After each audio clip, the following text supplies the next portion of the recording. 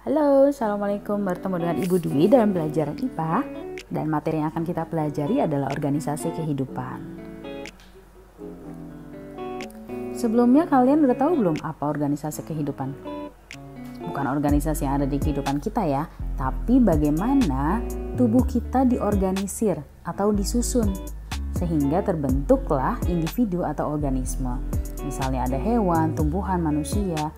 Bagaimana sih isinya tubuh mereka dari yang paling besar sampai paling kecil? Nah, kita akan pelajari di sini.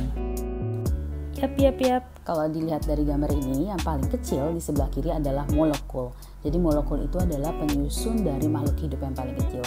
Lalu molekul itu akan menyusun sel akan menyusun jaringan akan menyusun organ, lalu organ menyusun sistem organ sampai dengan menjadi makhluk hidup, organisme atau individu, yaitu hewan, tumbuhan atau manusia. Kita mulai dari bagian yang paling kecil yaitu molekul. Sebenarnya ada lagi sih yang lebih kecil yaitu atom, tapi kita ikuti aja batasan pembelajaran kalian ya. Jadi molekul penyusun makhluk hidup itu ada contohnya air, protein, karbohidrat, dan lemak. Tapi selain itu masih banyak kok yang lainnya. Nanti molekul ini akan menyusun apa? Ingat nggak? Menyusun? Yap, benar banget, menyusun sel ya. Selanjutnya kita akan lihat berbagai jenis sel. Yang pertama kita lihat dari selaput pelindung inti sel. Berdasarkan ada atau tidaknya pelindung DNA atau inti sel pada sel, maka sel itu dibagi dua.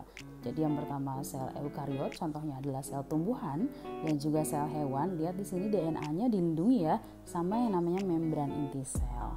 Kemudian contoh sel lainnya yaitu sel prokariot.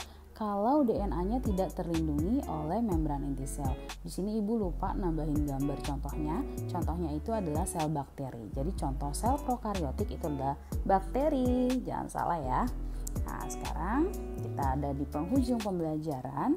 Kalian akan berlatih menyelesaikan teka-teki silang atau yang disingkat dengan TTS. Silakan kalian join Google Classroom kita. Kodenya di sini, di pause dulu aja, kemudian diketik kodenya, dijawab. Jawabannya boleh di kertas, disalin lagi juga boleh. Kemudian kalian kirim via Japri ke Ibu ya. Contoh dari sel prokariotik itu adalah sel yang DNA-nya tidak dilindungi membran atau selaput inti. Contohnya bakteri.